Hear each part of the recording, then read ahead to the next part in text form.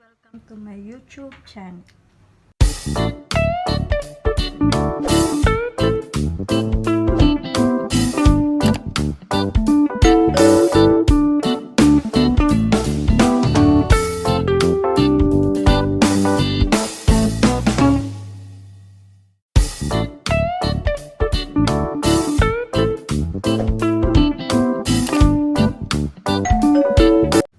Papakita ko sa inyo kung paano ako mag-makeup. Tingnan niyo yung mukha akong maganda. Siyempre, magpupusod muna ako ng buhok para hindi masyadong sagabal yung buhok natin. Nang kitang-kita niyo kung paano ko babaguhin ang aking mukha sa pamamagitan ng aking mga makeup. So, let's go! Ito, mga ginagamit ko, ito lang siya. Simple lang po. Simple lang. Magpapakute-cute lang ako. Yan. Yan lang yung aking gagamitin. Ngayon, marami kasi kung mga pekas sa mukha. Ayan, nakikita nyo. So, tatakpan natin siya para magmukha akong maganda. Dahil quarantine ngayon, bawal lumabas. Siguro resulta na rin ito ng COVID-19. Magdadalawang buwan na po akong walang trabaho. So, ito yung aking pinagkakaabalahan. Kaya, let's start. Saan magsimula? Ito. Itatago ko ang mga peka sa mukha kong nangingitim. Ayan po, ang dami. Tingnan nyo. Let's start.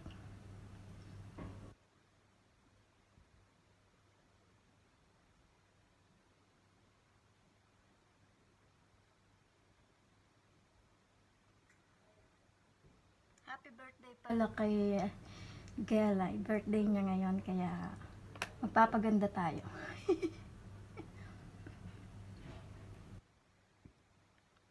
Busy sila dun sa kusina. Ito ang sikreto ko tuwing pumapasok sa trabaho.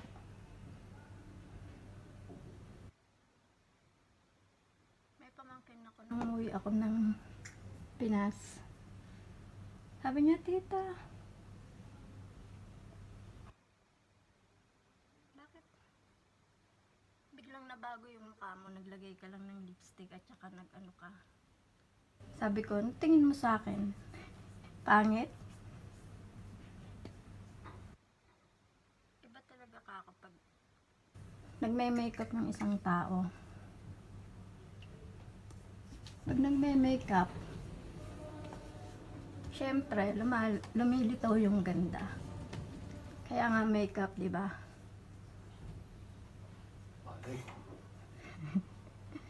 So, ngayon, medyo maitim pa siya. Tatakpan natin siya. Tingnan nyo.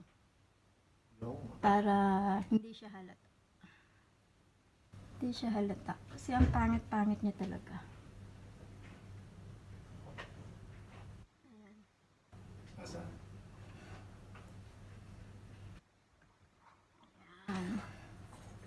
Medyo pumayat na po ako ng konti kasi wala na kaming makain. Wala na kaming pera. Wala, puro sardinas na lang yung stock namin.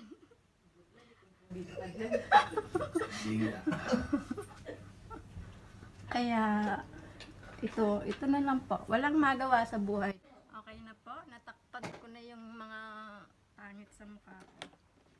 Ngayon, lalagay tayo ng foundation. So, ayan. Para hindi siya halata. Pasensya na kayo sa background ko ha. Makalat eh. Mamaya lilinisin ko yan.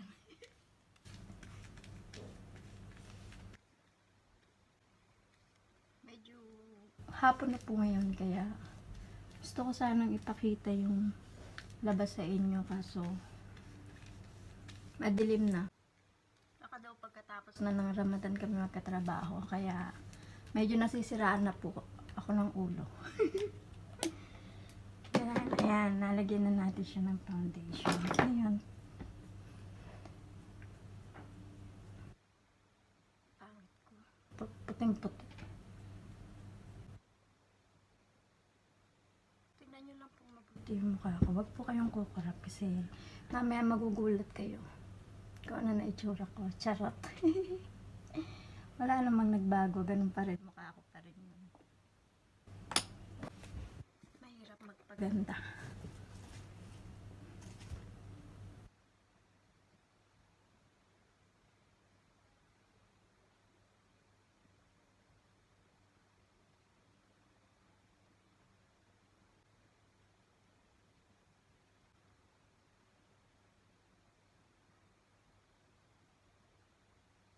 Sabi nila labi daw yung nagpapaganda sa isang babae. Kaya kailangan maganda yung ayos ng lipstick natin.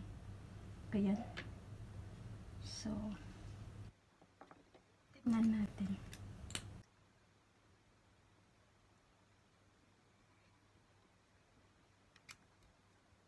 Okay na.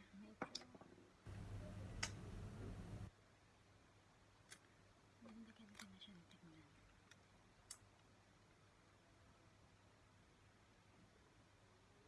Medyo kuminang-kinang ng konti. Lagyan natin ng lip gloss.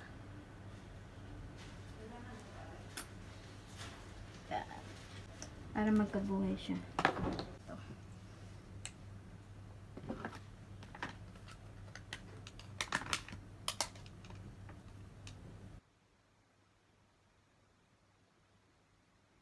Para magmukha tayong tao. Ayan, medyo nagbabago ng aking mukha. Tapos kilay. Nasaan na yun? Doble-doble salamin ko. Ito yung salamin ko malaki kaya lang ang hirap niyang masyadong malayo. Yung mata ko malabo na. Kaya kailangan ko ng small mirror. iPhone yan, tingnan mo.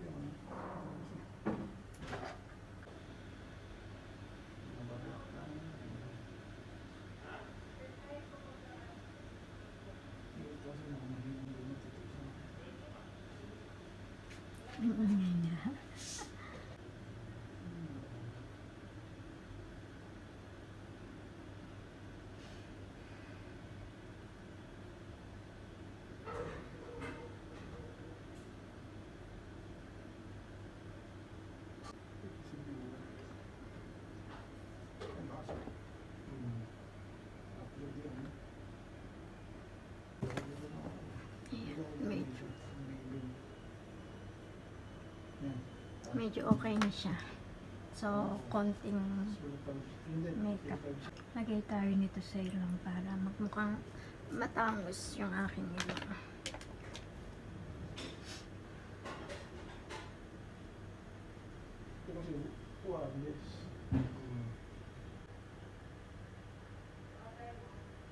Ayan.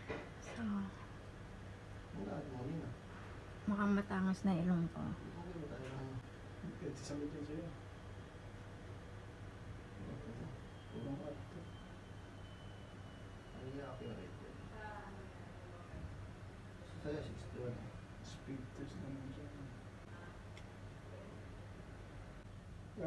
Black shirt.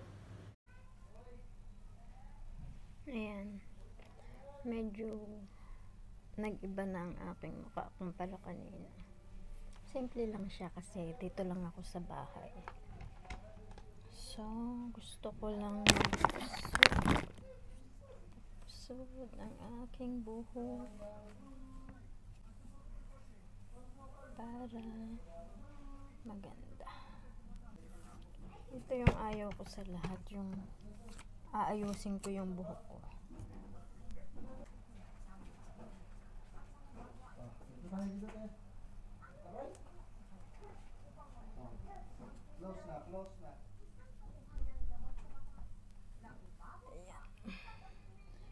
maganda na ang aming internet.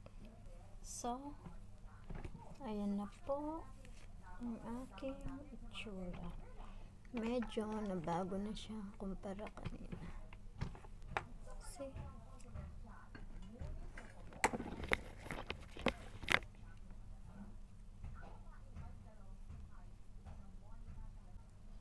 Bye-bye. Thank you for watching.